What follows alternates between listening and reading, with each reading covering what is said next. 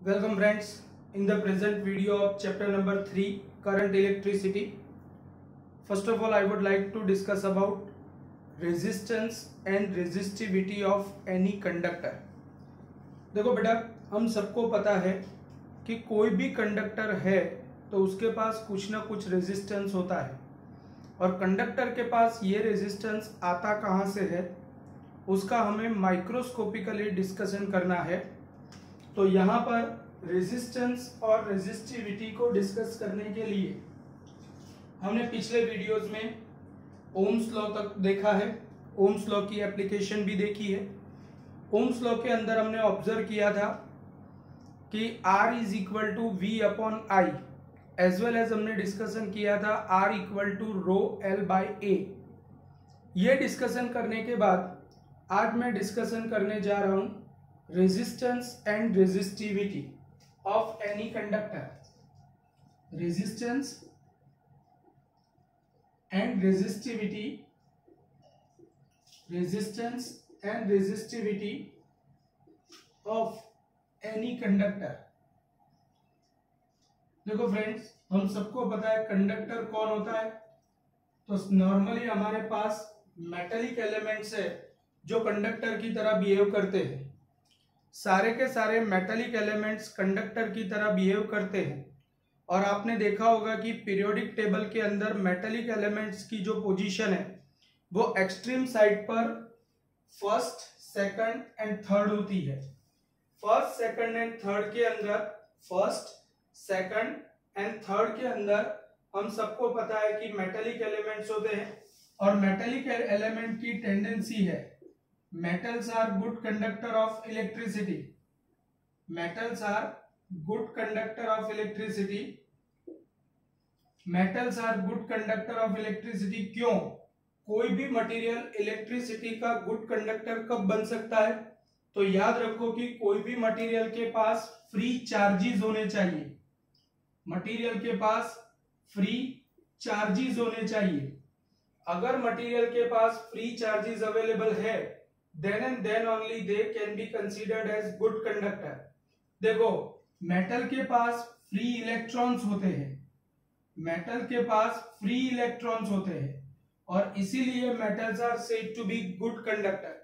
क्योंकि मेटल की टेंडेंसी है कि जब भी मेटल का कंस्टिट्यूशन होता है तो कोई भी मेटेलिक एलिमेंट अपने आउटर मोस्ट ऑर्बिट के वैलेंस इलेक्ट्रॉन्स को डोनेट कर देता है। हम सबको पता है कोई भी मेटल की वैलेंसी 1, 2 या 3 होती है। अगर मेटल की वैलेंसी 1, 2 या 3 है, इसका मतलब ये हुआ कि कोई भी मेटेलिक एलिमेंट 1, 2 या 3 इलेक्ट्रॉन्स को डोनेट करने की टेंडेंसी रखता है। याद रखो कि जब भी कोई मेटल का सॉलिडिफिकेशन प्रोसेस होता है, एक्चुअली मेटल को प्योर करने के लिए आपको पता होगा कि उसकी ओर को मोल्टन फॉर्म में कन्वर्ट किया जाता है। मोल्टन फॉर्म में कन्वर्ट करने के लिए ओर को मोल्टन फॉर्म में कन्वर्ट करने के बाद उसमें से जितनी भी इम्प्यूरिटीज है सारी हटा दी जाती है और बाद में मेटल को धीरे धीरे धीरे धीरे उसको ठंडा होने दिया जाता है, जिससे उसका सॉलिडिफिकेशन प्रोसेस होता है। Whenever solidification process of metal takes place, at that time each and every atom arrange themselves in such a way that they can create any particular type of arrangement. सारे के सारे metal के जो atoms होते हैं वो atoms 3 dimension में अपने आप को एक पर्टिकुलर पैटर्न में अरेंज कर लेते हैं। जब वो पर्टिकुलर पैटर्न में अरेंज हो जाते हैं तो this kind of arrangement is said to be lattice structure of the metal. This is said to be lattice structure of the metal. और जब भी मेटल का लेटाइस फॉर्मेशन हो रहा होता है, तब each and every atom loss their outer most orbit electrons, मतलब वैलेंस इलेक्ट्रॉन्स। हर एक एटम अपने अपने आउटर मोस्ट ऑर्बिट के इलेक्ट्रॉन्स को डोनेट कर देता है। हर एक एटम अपने अपने आउटर मोस्ट एटम को डोनेट कर देता है और अगर एटम आउटर मोस्ट इलेक्ट्रॉन को डोनेट कर देगा तो इसका मतलब तो ये होगा कि these electrons are become free from their respective parent atoms and so these electrons are said to be free electrons. ये इलेक्ट्रॉन के ऊपर उनके पेरेंट एटम का कोई भी कंट्रोल नहीं होता है।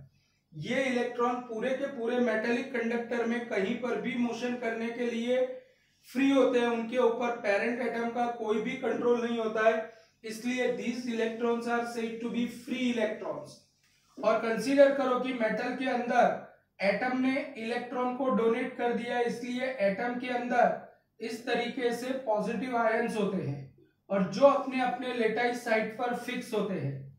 यहाँ पर इलेक्ट्रॉन एक जगह से दूसरी जगह तक मोशन कर सकता है, लेकिन ये पॉजिटिव आयंस एक जगह से दूसरी जगह तक मोशन नहीं कर सकते। These ions cannot execute any kind of linear translational motion। और अगर ये एटम्स लीनियर ट्रांसलेशनल मोशन नहीं कर सकते तो अल्टीमेटली मेरी बात यहाँ पर ध्यान से सुनो, ये पूरा का पूरा मेटेलिक कंडक्टर है।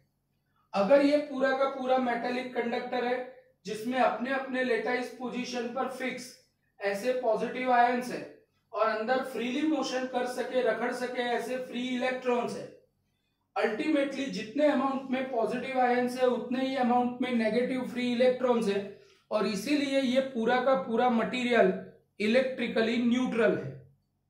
अब बेटा यहां पर कंसीडर करो कि यहां पर मैं एब्सोल्यूट जीरो टेम्परेचर कंसीडर करता हूं। अगर मैं एब्सोल्यूट जीरो टेम्परेचर कंसीडर करता हूं तो you all very well know that absolute zero temperature का मतलब तो ये होता है कि this is said to be zero energy level point, zero energy level temperature. Zero energy level temperature का मतलब यहां पर अभी चार्जेस के पास कोई भी टाइप की काइनेटिक एनर्जी नहीं होगी, क्योंकि काइनेटिक एनर्जी कैलकुलेट करने का फॉर्मूला है 3/2 kBT।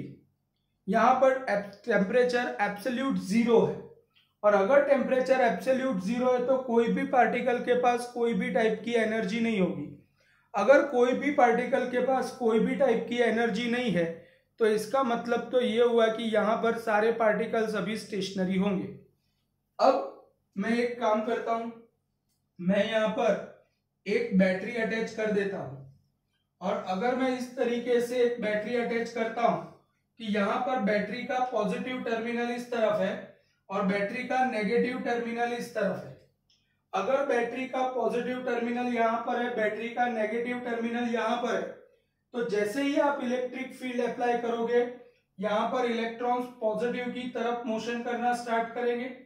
एक्चुअली दो एटम्स के बीच में यहाँ पर इतनी सारी जगह होती है कि यहाँ पर इलेक्ट्रॉन्स की एक दूसरे के साथ या इलेक्ट्रॉन की आयंस के साथ कोलिजन करने की पॉसिबिलिटी ऑलमोस्ट जीरो होती है और इसी वजह से इलेक्ट्रॉन यहाँ पर इजीली मोशन करके जाते हैं।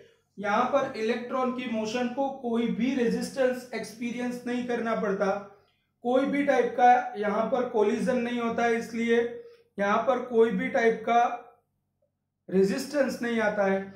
इन short we can say that at absolute zero temperature, at absolute zero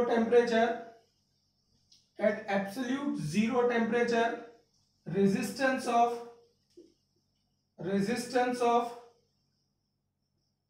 conductor is also zero।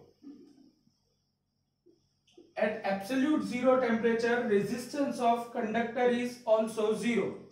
बेटा अपार्ट फ्रॉम दैट अब मैं एक काम करता हूं, यही कंडक्टर को मैं रूम टेम्परेचर पर ले आता हूं। अगर मैं इसका टेम्परेचर इंक्रीज करके अगर मैं कंडक्टर को रूम टेम्परेचर पर लाता हूं तो आप सबको पता है कि अगर मैं उसको रूम टेम्परेचर पर लेके आऊं तो there is a vast increase in temperature और अगर टेम्परेचर में इंक्रीज होगा तो यहां पर according to formula kinetic energy equal to 3/2 kBT, यहां पर सबके पास काइनेटिक एनर्जी आएगी। मतलब यहां पर ये जो आयंस है उनके पास भी काइनेटिक एनर्जी आएगी, इलेक्ट्रॉन्स के पास भी काइनेटिक एनर्जी आएगी।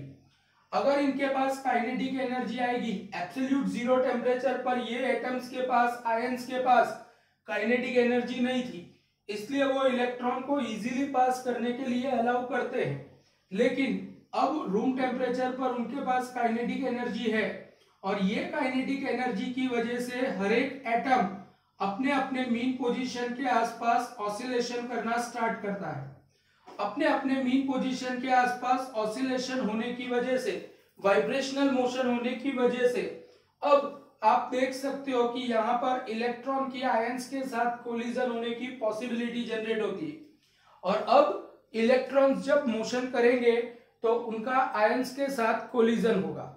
अगर उनका आयंस के साथ कोलिजन होगा तो यहाँ पर उनका रेजिस्टेंस, अब इलेक्ट्रॉन आयंस के साथ कोलिजन करेंगे ड्यू टू विच इलेक्ट्रॉन्स की मोशन रेजिस्ट होगी और अगर इलेक्ट्रॉन की मोशन रेजिस्ट होती है तो that is said to be resistance of conductor. In short, अगर आप इसका रूम टेम्परेचर ले आते हो तो due to increase in temperature ions get kinetic energy. Ions के पास काइनेटिक एनर्जी आएगी due to which they oscillate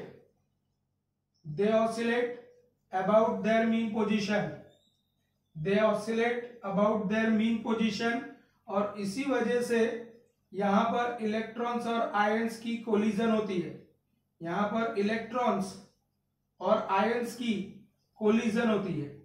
electron और आयंस की कोलिजन होने की वजह से मोशन ऑफ इलेक्ट्रॉन रेजिस्ट होती है। Motion of electron get resist, motion of electron resist, और अगर इलेक्ट्रॉन की मोशन रेजिस्ट होती है तो this particular is said to be resistance of conductor. जैसे जैसे आप टेम्परेचर इंक्रीज करोगे, अभी रूम टेम्परेचर से भी ज्यादा अगर इसका टेम्परेचर इंक्रीज किया गया तो ऑब्वियस है कि जैसे जैसे टेम्परेचर इंक्रीज होता जाएगा यहां पर आयंस के जो ऑसिलेशंस है they are become more longer and more faster, और अगर आयन के ऑसिलेशंस मोर लॉन्गर और मोर फास्टर होंगे तो इलेक्ट्रॉन की आयन के साथ कोलिजन होने की पॉसिबिलिटीज बढ़ती जाएगी और इसी वजह से टेम्परेचर इंक्रीज करने पर कंडक्टर का रेजिस्टेंस और रेजिस्टिविटी दोनों इंक्रीज होती है। Mind well, absolute zero temperature पर कोई भी मेटल का रेजिस्टेंस और रेजिस्टिविटी जीरो होती है। जैसे जैसे टेम्परेचर इंक्रीज होता है मेटल का रेजिस्टेंस और रेजिस्टिविटी दोनों इंक्रीज होती है and this is the property of metal with respect to temperature. कोई भी मेटल अगर प्योर फॉर्म में है कि नहीं है वो चेक करने का सिर्फ एक ही क्राइटेरिया है रेजिस्टेंस के बेस पर कि अगर उसका रेजिस्टेंस आप चेक करो और एब्सोल्यूट जीरो टेम्परेचर पर उसका रेजिस्टेंस अगर जीरो आता है तो वो प्योर मेटल है। तो कहने का मतलब इतना है कि this is the basic knowledge microscopically about resistance. Ultimately resistance और रेजिस्टिविटी की प्रॉपर्टी क्या है, तो एट अ गिवन टेम्परेचर जब भी इलेक्ट्रॉन कंडक्टर में से मोशन करते हैं वो ऑसिलेटिंग आयंस के साथ कोलिजन करते हैं और ऑसिलेटिंग आयंस के साथ कोलिजन होने की वजह से इलेक्ट्रॉन की मोशन के ऊपर कुछ ना कुछ रेजिस्टेंस लगता है and this is said to be resistance और रेजिस्टिविटी ऑफ कंडक्टर। रेजिस्टेंस और रेजिस्टिविटी को डिस्कस करने के साथ साथ यहां पर मुझे एक बहुत ही इंपॉर्टेंट इक्वेशन भी ऑब्टेन करना है और जिसका नाम है Ohm's law in vector form.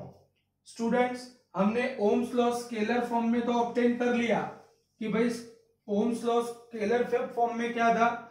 Ohms law scalar form में था R equal to V upon I।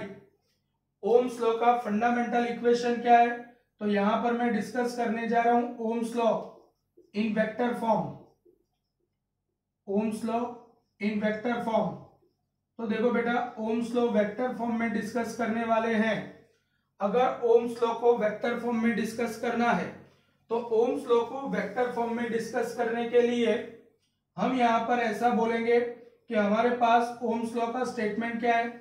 Ohm's law का स्टेटमेंट या ओम्स लॉ का इक्वेशन है R equal to V upon I।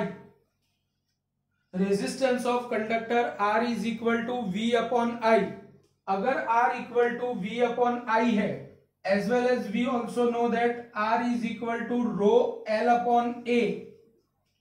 R is equal to V upon I as well as R equal to rho L upon A।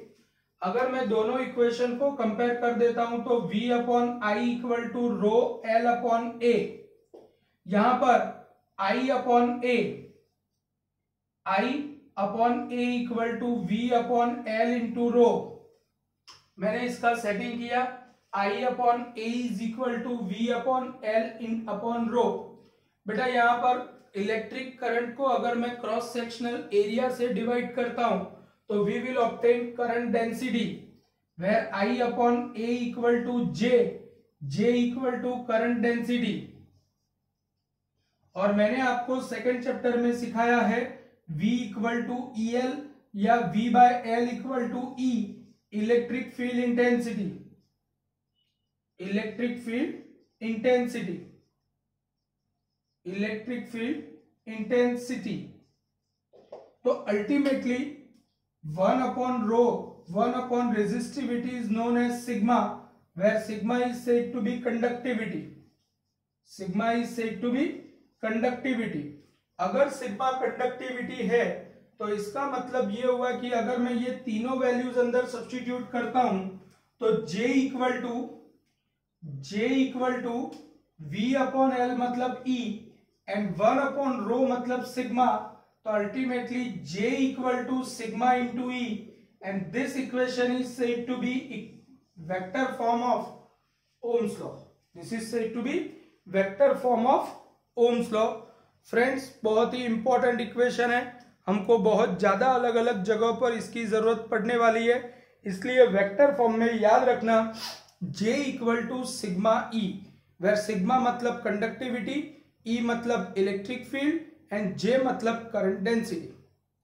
तो यहां पर हमने resistance और resistivity को डिस्कस किया, एज वेल एज यहां पर हमने ओम्स लॉ का इक्वेशन वेक्टर फॉर्म में डिस्कशन किया। फ्रेंड्स यहां पर अब मुझे डिस्कशन करना है बहुत ही important physical quantities like drift velocity and relaxation time. Friends drift velocity and relaxation time को एक्सप्लेन करने के लिए आप यहां पर स्क्रीनशॉट ले सकते हो, यहां पर स्क्रीनशॉट आप लेकर के आगे जा सकते हो। अब मैं डिस्कशन करने जा रहा हूं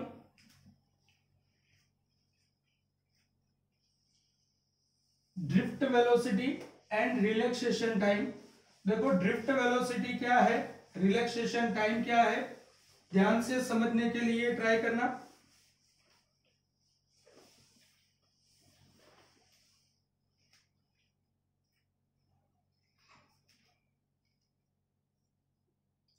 drift velocity and relaxation time.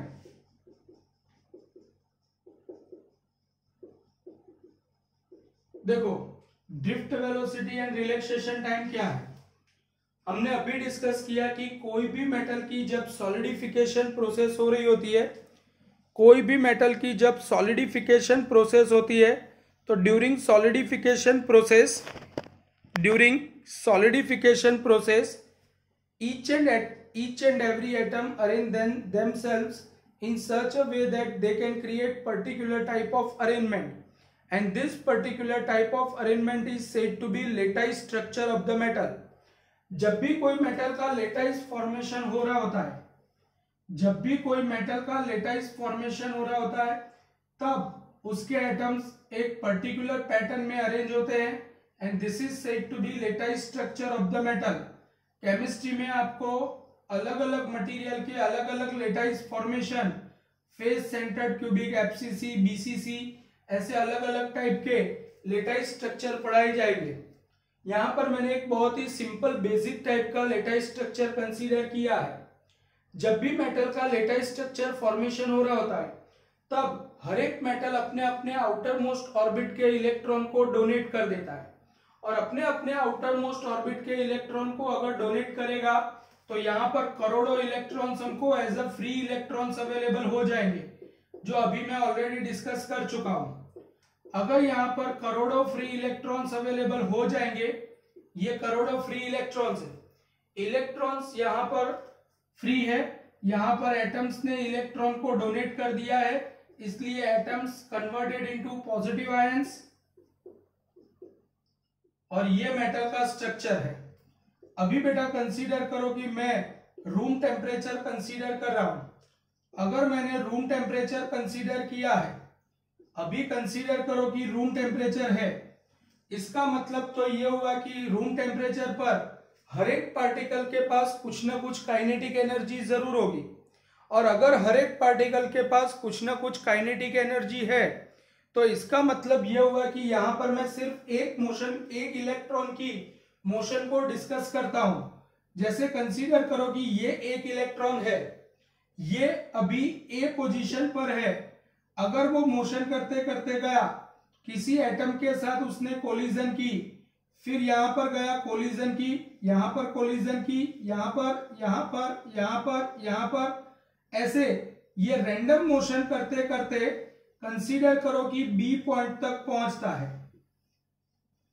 Friends, room temperature पर आपने बैटरी अप्लाई की है या नहीं की है?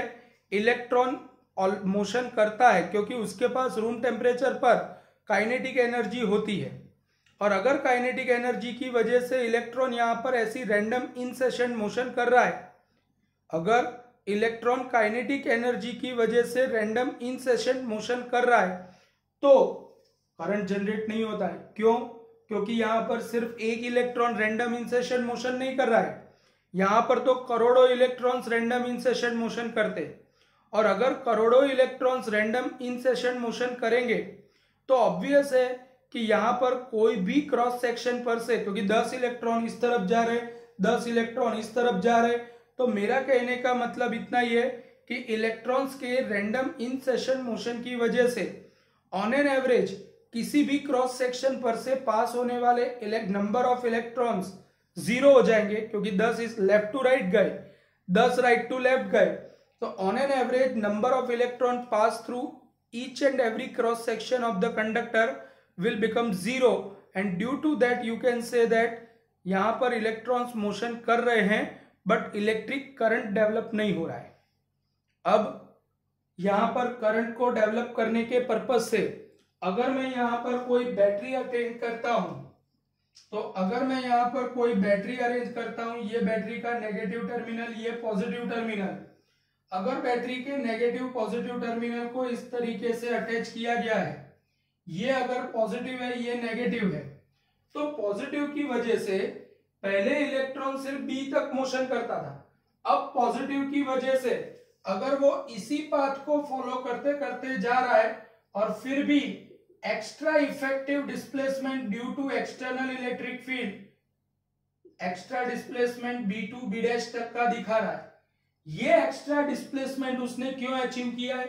ये एक्स्ट्रा डिस्प्लेसमेंट उसको मिला है due to external electric field, और एक्स्ट्रा एक्सटर्नल इलेक्ट्रिक फील्ड की वजह से उसने जो एक्स्ट्रा डिस्प्लेसमेंट किया है B2 B' तक का, वो डिस्प्लेसमेंट को अगर मैं टाइम से डिवाइड करूंगा तो जो मुझे मिलेगा it is said to be drift velocity. Mind well, electron electric current generate करने के लिए इलेक्ट्रॉन ये जो एक्सटर्नल इलेक्ट्रिक फील्ड की इफेक्ट में जो ड्रिफ्ट वेलोसिटी से मोशन कर रहा है, वो ड्रिफ्ट वेलोसिटी ही इलेक्ट्रिक करंट डेवलप करने के लिए रिस्पॉन्सिबल है। तो यहां पर मेरी बात समझो, अगर हमने इलेक्ट्रिक फील्ड E जितना अप्लाई किया है, electric field right to left है, electric field right to left है, लेकिन यहां पर मेरी बात ध्यान से समझो, इलेक्ट्रिक फील्ड अगर राइट टू लेफ्ट है तो यहां पर इलेक्ट्रॉन को जो एक्स्ट्रा डिस्प्लेसमेंट मिल रहा है वो लेफ्ट टू राइट है, मतलब ऑपोजिट टू इलेक्ट्रिक फील्ड है, इसलिए force experience by electron is equal to minus E into e. तो acceleration of electron is equal to force upon mass equal to minus E into E by m. अब मेरी बात यहां पर ध्यान से समझो बेटा, यहां पर इलेक्ट्रॉन दो कंसेक्यूटिव कोलिजन के बीच में ही एक्सेलरेटेड मोशन करता है। अगर वो दो कंसेक्यूटिव कोलिजन के बीच